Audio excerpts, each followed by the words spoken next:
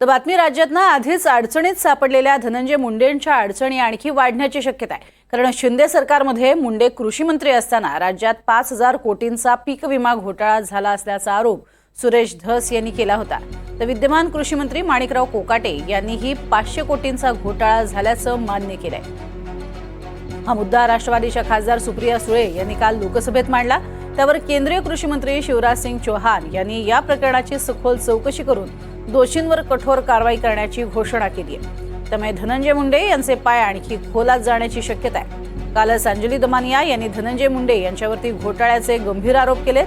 तर आता दुसरीकडे मुंडेंच्या काळातील विमा घोटाळ्याची देखील आता चौकशी होणार आहे।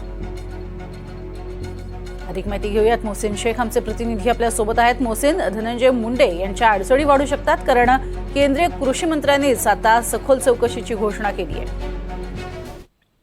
तो नक्कीच आपण जर बघितलं तर गेल्या काही दिवसांपासून ज्या पद्धतीने धनंजय मुंडे यांच्या अडचणी वाढतात त्या अडचणीत आणखी एक भर मानावा लागेल।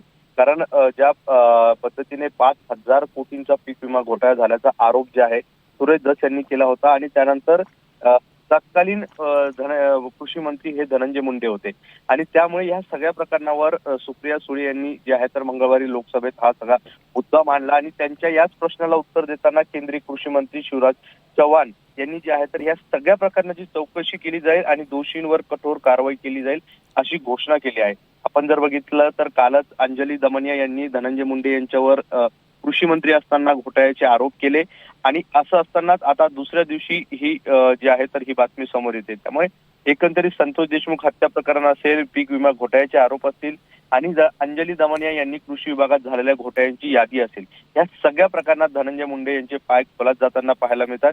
त्यांच्या अडचणीत दिवसेंदिवस वाढ होताना पाहायला मिळते। त्यामुळे आता ह्या सगळ्या पीक विमा घोटाळ्याच्या चौकशीत नेमकं काय समोर येतं आणि या सगळ्या प्रकरणावर दोषींवर कोणत्या पद्धतीने जी आहे तर कारवाई केली जाते हे पाहणं महत्त्वाचं असणार आहे। मात्र या घोषणेने धनंजय मुंडे यांच्या अडचणी वाढल्या आहेत। नक्कीच तुर्तास धन्यवाद या संपूर्ण माहितीसाठी मोहसिन।